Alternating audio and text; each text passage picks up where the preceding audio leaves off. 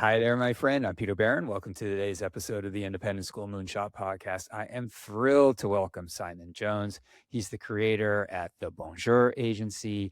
I got to know Simon recently. He does a lot of marketing work to support schools, some really interesting work around podcasting. So obviously, like I love that just because I'm so committed to this form as well. And we're going to have an interesting conversation today about the future of marketing. And I think it's particularly relevant for schools here in the United States, given that there's just a lot of change, a lot of stresses on the independent school business model, and so being able to articulate our value proposition is becoming increasingly important with each passing day. So we're going to get into all that in just a second, but before we do, Simon, welcome to the podcast. Peter, thank you for letting me be here on the podcast. It's a real pleasure and a privilege. You mentioned the Bonjour Agency, and I always have this fear whenever anybody else mentions the Bonjour Agency that people make a natural presumption that I am fluent in French, and actually saying bonjour is probably about the extent of my French. I can ask for a Okay. beer or a tea and a coffee, but that's pretty much it. But thank you for the introduction. I feel very humbled to be here on your podcast. Thank you very Oh, much. I'm so excited to have this conversation, Simon. But before we do, can you introduce yourself and the Bonjour Agency? Sure. My whole background is marketing. I've always loved marketing from when I went to university and studied it, which feels like a long time ago now because actually it was a long time ago. To be honest, when I studied it at university, I didn't really know why I was doing it, but my older brother had done it. I didn't really know what I wanted to do, so I just kind of decided that I'd just do the same thing, and I just followed in his decision making and decided to do it. The benefit that I discovered after university is that it meant that having worked in marketing and having had a natural loving of photography in my spare time in weekends, I thought to myself, well, actually, I can just combine my marketing skills with photography skills and create a business where I can market myself. And even better, if my audience tends to be marketing people, because I can kind of talk their language. So, having worked in the corporate world in marketing, I then left that in 2012. I started doing school marketing photography, which I absolutely loved, coupled with the fact that my children were quite young at the time. So, it meant that whenever they weren't in school, daddy wasn't working. So, that worked out brilliantly. I managed to spend some great time with my children when they were growing up. 2016 came along and cameras changed and allowed most photographers to start doing video as well. So there was a fairly broad shift in the industry from photographers becoming filmmakers as well. So I started doing a lot of that for schools. 2020 came along. We all know what happened in 2020. Let's not dwell on that too much. But with schools being closed, naturally, all of my work stopped for completely understandable reasons. All the schools were closed. There was nobody to photograph and nobody to video. So I sat back and thought to myself, right, well, what do schools really want right now? And I wondered whether providing an online audio podcast service could be something that they were interested in. So I offered that as a new service. And in the first week, 18 schools signed up saying, yes, please, this is exactly what we want. Hmm. I won't lie, Peter. I didn't quite know how to service another person's podcast at the time. I figured that I would put it together when the first person said yes. I wasn't quite prepared for 18 schools saying yes. But nevertheless, I scrambled together a solid team of people. And 6 days later, the first school's first episode went out. And we're still working with them now. We record 21 episodes a year with them. I've recorded one with them today, actually, which is great news. Oh, that's great. I love it. And I think we're going to talk a little bit more about podcasting in schools. But before Mm. we get to that, I'm curious. So you've been working with independent schools for a while now, and which means you helping them position in markets, right? Helping them attract students, helping families make decisions. I guess what I'm getting at is, over that time frame, what's fundamentally changed in terms of how families A, discover schools, and then B, evaluate them. Yeah, great question. I think one of the big things is that the shift has moved from word of mouth and a brochure or a prospectus to a lot of deep online research before any contact is even made with the school. And Yeah. clearly, AI is proven to be a popular tool in this. But Google for a long time has been ramping up in that field as well. But we've also got this thing that I often call the escape cost. And the escape cost, you might be wondering what this is now. The escape cost is one of those things that we automatically factor in whenever we're thinking about purchasing something.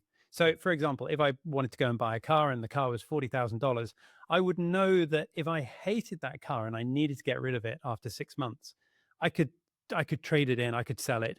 I'm not going to get $40,000, probably what, $30,000, something like that.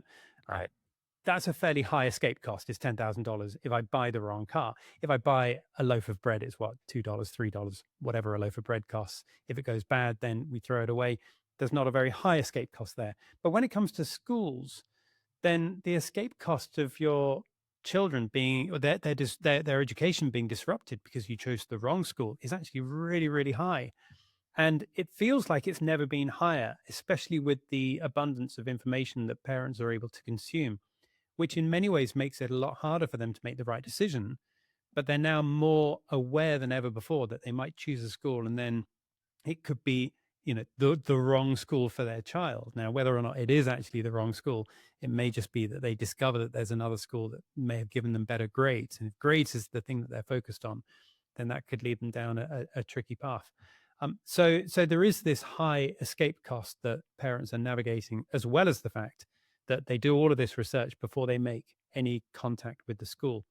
And a lot of that research that they do beforehand is the social proof that is now shifted online. So parents will trust other parents in a Facebook group, and they'll do that without the schools being even a part of that conversation. So sometimes you find that schools think that they're controlling the narrative because they're putting out these marketing messages, but actually there are all of these conversations that are happening which the school is not involved in at all and doesn't even know that they're happening. So there's been a few big shifts that's happening, and yeah, it's an interesting market. I find it fascinating. I really enjoy working with marketing people on this. I had never thought of escape costs. I think that's a really interesting construct. I'm gonna process that one for a little bit because I think you're right. Like if you make the wrong choice, the cost is considerable, both financially as well as, most importantly, you making sure your child is as successful as they can be. But then the other piece that you're just talking about, how like potentially you've just lost the narrative, right? Like you can go on Facebook, you can go and all the different places and have conversations about the school without the school even knowing it. I guess it really screams to authenticity in the way schools are positioning themselves, because, in order to maybe capture some of that back. So when you're looking at a school and you're thinking about, I mean, authentic is a word that gets kind of thrown around a lot, what authentic marketing, what have you. But what does it look like? Like in a real, like in practice, what does it look like? And then what does it look like when it's not done well? Yeah, great question, Peter. In fact, let's look at that first bit first of all. Yeah. When it's not done well. What is authenticity in school marketing not? That's bad use of English, isn't it? Coming from the English guy. Well, what it isn't is strapping a GoPro on the head of one of your younger students and letting them just run around for the day, and then sharing that content with the world. Apart from the fact that's really shaky content, literally, and and not very interesting. It's also going to be showing absolutely the side of school that you don't necessarily want to be showing. And when I say that, I heard a story recently about a young student in a school where a school had actually done this, and at one point they lost him. They didn't quite know where he was. Turned out that he was in the bathroom. They managed to catch him before any content was videoed. But you can find yourself in all kinds of problems if you just strap a Yeah, GoPro on the head of a that child. doesn't sound like a great idea. That doesn't sound like a great idea at all. Nobody wants to go there. But it's also not the idea of, say, the head of school or the principal having a lot of school principals might have a Monday morning message from the head or a Friday evening newsletter that goes out. But authenticity shouldn't be them sharing exactly how they're feeling. On a Monday morning, they might have um, maybe a dismissal coming up with a member of staff, or they're they're Right. actually thinking, I had a really good weekend, I'm not really looking forward to this week in school. You don't want the school principal sharing that kind of thing. So there's a lot of things that it's not. But what it actually is, really, the fundamentals of it really is that it's the alignment between what a school is saying to families and then what the families actually experience. So if you're giving out one message that we are a caring community based school, and then a parent comes into the school and they're getting a really frosty receptionist who's giving them a bad experience, then all of a sudden they're not experiencing what the school is saying in their marketing, Yeah. and that's two different messages that are coming through. It's also not, though, when someone is talking about what the school is all about, but they're giving the corporate line and they're not actually sounding like a human. They're sounding like, well, I mean, it could be, and it may well be something that's been generated by ChatGPT or Claude or something like that. But fundamentally, I think parents just want to know what the school is really like. They're actually on the school side. It's not like they're trying to catch you out at all if you are a school, but they just want to know what it's really like, and they don't want the corporate speak. So if a member of staff, if this is usually a senior member of staff, if they're on a video and they're talking about the benefits of their school, they might talk about the curriculum being a broad and balanced curriculum, something like that, which may well be true. But actually, does somebody really want to hear that there's a broad and balanced curriculum? Or do they want to hear a member of staff saying that one of the best things about their job is seeing the young children come running in, or the expression on someone's face when they recognize that they could do something that 10 minutes ago they thought they couldn't do? And if a teacher is talking like that about how enthusiastic and how much they love their job, that's what parents want to hear. And they want to hear about that more so than the broad and balanced curriculum. Yeah, it's a really good point. I mean, I think, and I've seen this over the years, and I think other guests on the pod have talked about it too. But we're really good at talking our language, the Yeah. school speak language, and we forget sometimes that parents have no idea what you're talking about. Yeah. Like, Yeah. if you ask a parent what is a broad and balanced curriculum, they probably struggle to give you a really tight answer. But like you said, if they're hearing about the child whose eyes light up when they come in the classroom or whatever that actual felt experience is, like, okay, that resonates on a different level. And maybe you can articulate or embed the broad and balanced curriculum inside of that, right? You can give examples, show lived experiences and whatnot. But I agree with you. I think kind of getting into, I think you said use the word corporate or school speak or what have you, doesn't always play well in the market. Absolutely right. Um, I mean, for anyone who's in any kind of video, they're saying anything, if it's online or if you got a crew coming in to video the head of school or someone like that, Yeah. the people who are watching it, they remember far less about what you say. They remember how you made them feel. Yeah. And that comes down to actually not the words that you include, not the fact that you've included the all of the facilities. Sometimes people panic thinking, "Oh, I didn't mention this thing over here. We've got this facility. I didn't mention that at all. We have to go back and do it again." But actually, I mean, parents don't remember the content of what you're saying. They just remember how you made them feel. And that comes from believing it yourself, Yeah. feeling it, and sharing the parts of school life that really do make you excited. Yeah, and, my bet is that if the parent did care about the facility, they're gonna figure out what the facility is all about without having to watch that video. Exactly that. They could see that on the website. They could read that. They could see that in the. I mean, ChatGPT could probably give them that information. Let's hope it's accurate. Let's hope it's correct. But yeah, they can find that out really easily if they want to find it out. Yeah. I'm curious, when you look at, like, all the different levers that we have as school marketers, it could be brochures, it could be websites, it could be email campaigns, like, all the different things. In your mind, as you're assessing all of the options, and it's a broad portfolio, I recognize, that could be open houses, it could be visit days, like, lots of stuff get packaged inside of that. What do you think when you look at all those things? Do you see things that, yes, those 100% still work? Like, keep doing those. And then do you see things that are like, I don't know, like that may not be something that you want to continue to do? Great question, and I love it when people ask this because there is no clear answer from it does vary from one school to the next. I mean, an open house, an open day. I think there are different terminologies in between the US and the UK. So forgive me if I say open day or open morning is what we sometimes call it over here, but I think it's Yeah. open house in the US. But again, I mentioned earlier that parents do all of this research before they come along, and when they do come along, then they're already armed with all of this information, and sometimes their minds are changed from when they arrive. And you do hear sometimes people say that they step into the school and it's a bit like buying a house where as soon as you Oh, step in absolutely. you know Yeah. whether or not it's a good choice for a Yeah. good fit for you. Yeah, with an open house, you can maintain the authenticity. If you're giving a tour, then let the students give the tour, because the students might not say exactly the right things from a marketing point of view, but if they're conveying how they really feel about the school, then parents understand that they are students, and if they say something like, "Oh, I can't stand maths. I really, really hate it.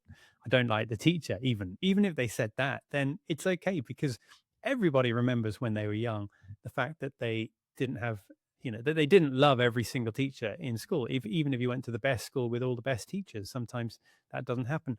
But what that does mean, of course, is that when that same child says, "I absolutely love the extracurricular activities. I love the friendships and relationships here. I love the attention that I get from all the teachers, even if I don't like some of them," then the parents believe that because actually there's a beautiful level of authenticity that's coming through. So it kind of jumps back to that authenticity word. Yeah, it reminds me of a podcast. So Simon, I think I mentioned this. I've done a lot of podcasting over the last 20 years. And I've had multiple shows. But there was one person that I interviewed many years ago. His name is Chuck Will. He was at Proctor Academy, and I think I may have even told this story on the podcast before. So if you're listening, and you've heard it. I apologize. You can fast forward 30 seconds to get through this part of it.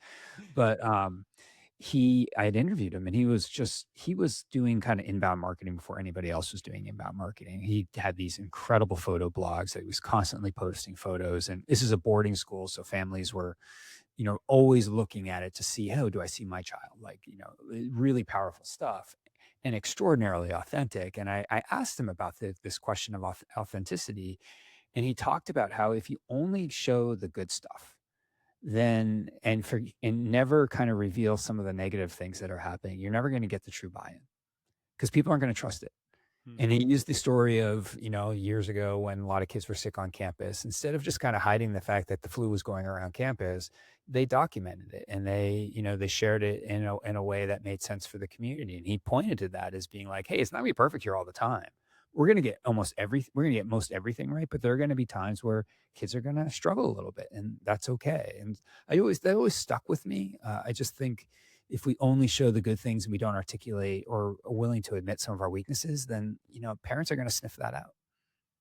Yeah, they will. I mean, parents are way more savvy than we often give them credit for. Is savvy a word that people use in America? They're way more. 100% all Yeah. the time. Okay. Yeah. All right. Great. I recognize that my best friend lives in Los Angeles. Actually, he's American, and we joke the whole time about. Sometimes I'll say something he has no idea what I'm talking about, Yeah. but we have a Yeah. constant joke about it. That's But great. yeah, parents are really savvy, and they are leaders of empires in their own worlds. And if you try and gloss over things and paint a picture that's not true, then they'll see through it in a heartbeat. And I go back to what I said earlier. They are actually on your side. They genuinely want to know what life is like in school. Yeah. They know that there are parts of school life which don't work out properly. In fact, there was a podcast recording that I was on a while ago, and this is a school in the UK. And at one point, the students on the podcast were talking about how they were just about to go on stage for the end of year production. And they were really excited about it. And there was a big storm outside. And all of this water suddenly came in through the ceiling. There was a great big leak. And so they had to quickly jump onto the stage from a different side. And they had to adapt very quickly in front of parents because everything Right. changed. And they were Yeah. talking about actually how it was really good fun, blah, blah, blah. But then when the school heard the first edit of that podcast episode, they requested that bit be taken out because they didn't want parents to think that the school was a rundown school with leaky roofs and things like that.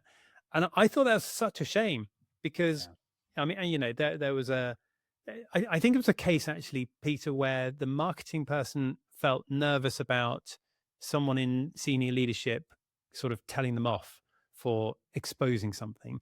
And I do sometimes see, I don't know whether this happens in the US at all, but in the UK, there's an element of fear within marketing where people are a little bit worried that if they do something different and then it doesn't work out, then they're going to get in trouble for it. Therefore, they tend to kind of look at what other schools are doing and then often fill in the gaps of things where it's perceived they're not doing things properly, instead of thinking to themselves, actually, we could make a difference by standing out and doing something different that no other schools in the local area are doing.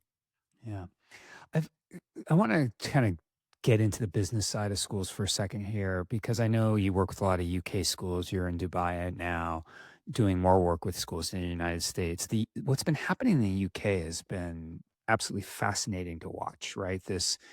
implementation of a VAT, which has had all kinds of consequences on independent schools in the UK. Unfortunately, lots of schools closing, right? Like this is just the thing. It's really been a huge impact on that community of schools. And if you go back an episode or two, I interviewed Josh Clark from Tassis London, and he talks more about it. So there, we get into all of that during that podcast.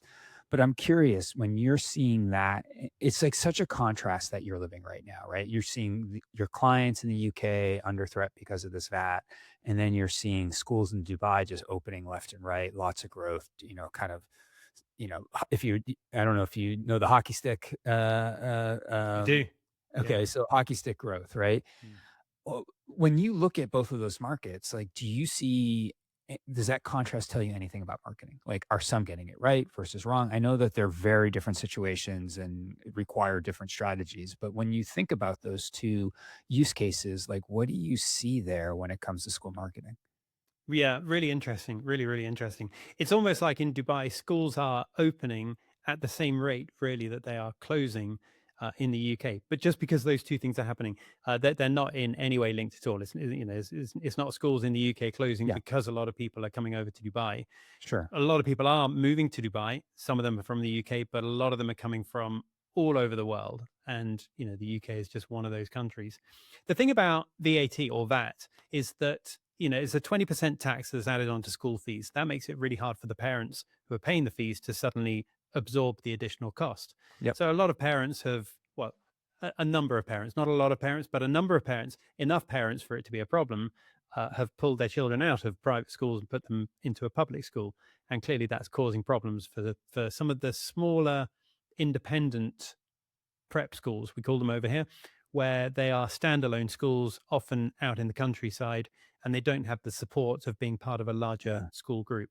So that's where they're struggling. Although, I mean, not that this makes it okay at all. I mean, adding VAT to school fees is a bad thing. It's education. It shouldn't be taxed like this, in my opinion.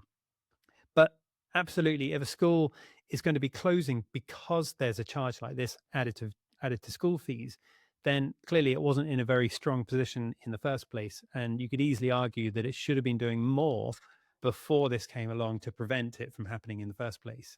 Look, I'm not in the UK, but I have had enough conversations to know that every school is impacted by this, right? Some Yeah. have the resources where they can eat some of that VAT, right? Instead of passing on the full 20%, maybe they're passing on 7% and they're eating 13%. Yeah. But from what I can tell, I mean, it is having enrollment implications across schools of all sizes. Yeah, it is. I mean, well, it is, apart from the schools which are long established and are doing Sure. their marketing properly, larger schools which are part of a large school group where Yeah. they're able to share resources and then benefit Right. from economies of scale. So, Right. so they're able to cope with things there. The difference in Dubai is that you get a lot of schools that are opening, but not actually because a lot of the schools out here are doing their marketing really, really well. A lot of schools actually here don't tend to spend a lot of money on marketing, but they're opening schools because there's this huge influx of people who are moving to Dubai because it is a desirable place to live compared to where a lot of people are living in their home countries. At least they think it is. So that's why they're moving here. So you get this huge demand for Yeah. for people to go to a private school out here because there is no alternative. There isn't a public school system. So if you move to Dubai, you have to send your children to a private school. So it's almost like schools are opening to fulfill the demand of parents coming in. So it does make things different. That said, there are some schools out here that are doing some really smart marketing, especially when it comes to video content.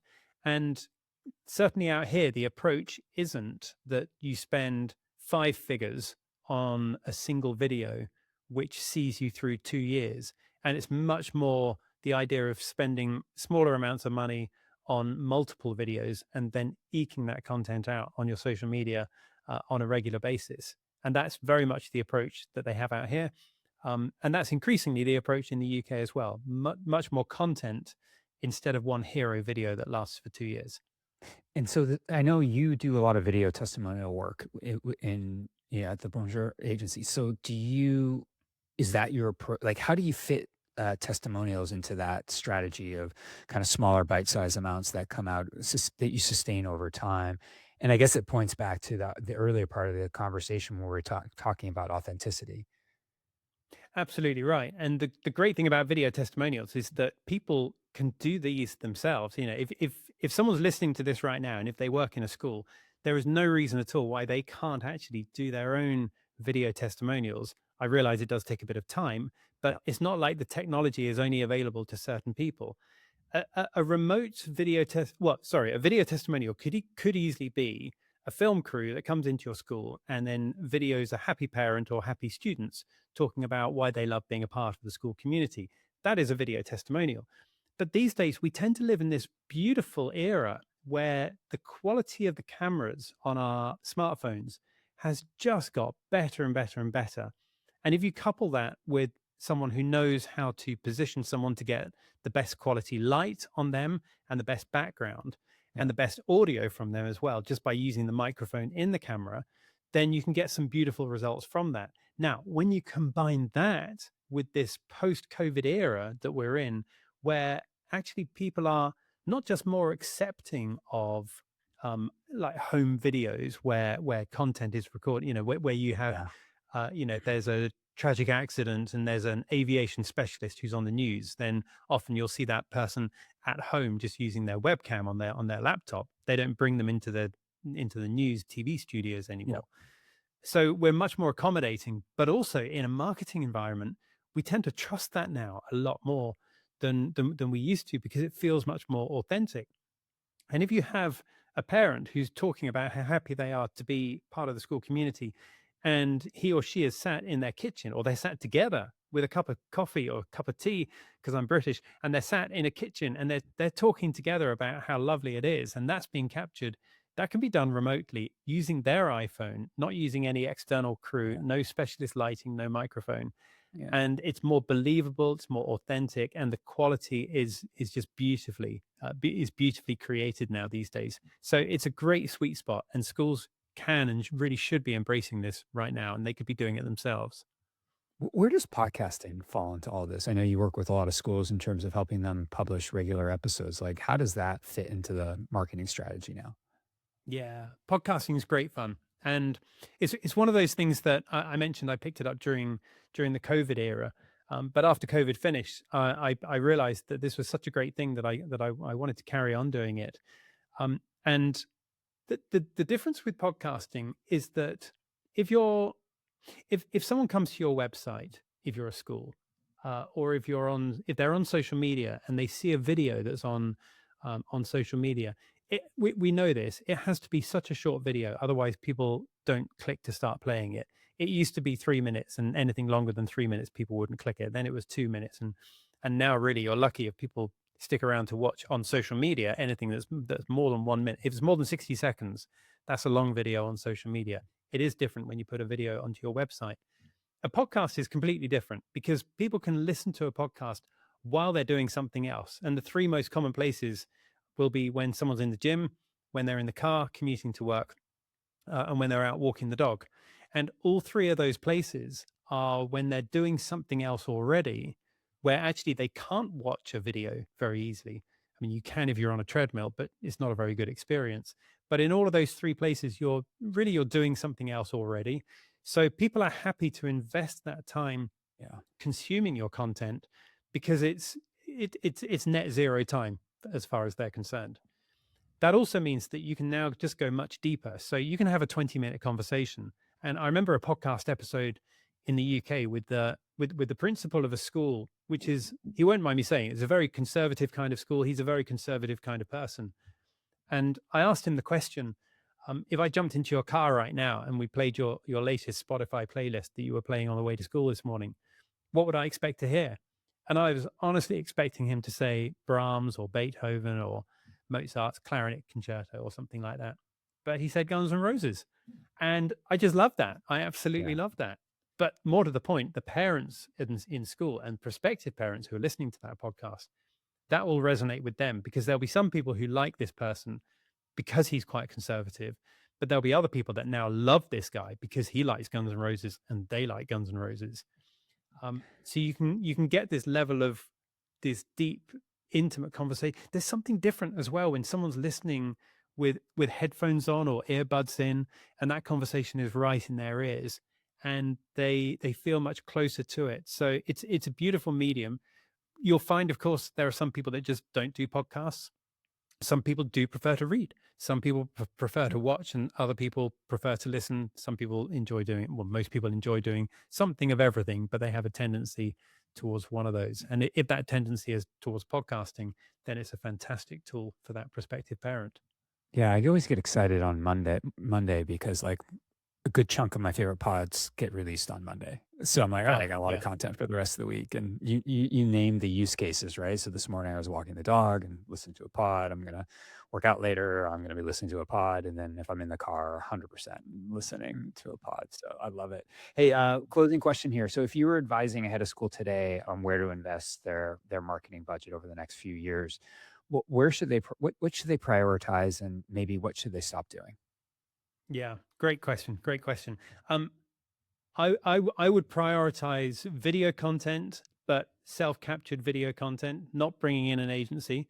You can spend a lot of, you can blow a lot of that marketing budget by bringing in an agency. But if it doesn't take much money and it doesn't actually take much effort to capture some of that content yourselves, maybe use an agency to edit the content to turn it into something amazing. But quite often, from the agency's point of view, the expensive part for them is coming into school to do something. So use the iPhone you've got in your pocket, capture some content, and then send it off to somebody who can turn it into something beautiful for you. So that would be the first thing.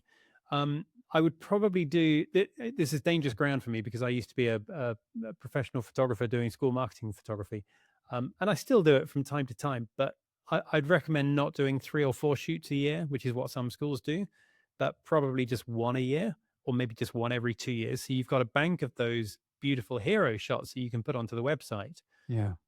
And, it may well be that sometimes I understand this. Maybe you need one photo that's going to go on a poster somewhere, and it's that one photo that represents the whole school. You want that to be a good photo for sure. But on social media, I'd be looking to capture as much everyday photography. Um, Try to increase the quality of that by maybe putting some of the teaching staff on a short training course and asking, well, maybe just showing them some little things so that the quality of pictures that you get from them, if there's some kind of field trip, if you go off on some expedition for the day, and then the teacher comes back and sends 300 photos that they've taken, and actually you can only use two of them and barely use two of them with a lot of Photoshop massaging, then that's a little bit tricky. But it doesn't take much for if they can be taught just a few things, then it can make a big difference to the quality of images that you're getting back into marketing. um, but the other thing, that probably the main thing I'd do, Peter, is the part that doesn't cost anything at all. If I was the head of a school, I would I'd kind of try to shatter the illusion that marketing is a marketing department and that marketing is actually something that happens throughout the whole school, and that everybody has a role to play when it comes to marketing. One of the troubles that we have when we refer to a marketing department is that it kind of indirectly licenses every other department to not think about marketing. The science department can just think about science because marketing takes care of marketing. But actually, everybody has a role to play with marketing. I remember one time I asked a marketing manager in a school, what would you like everybody in school to do to understand more about marketing, where they could play a role, have a role to play when it comes to the marketing of the school?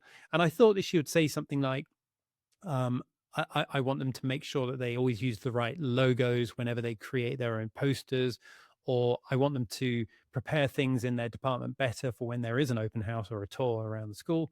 She didn't say that at all. She said, I just want them to teach really well, because if they teach really that well, that is such good marketing on its own that that will make a huge difference to everything else.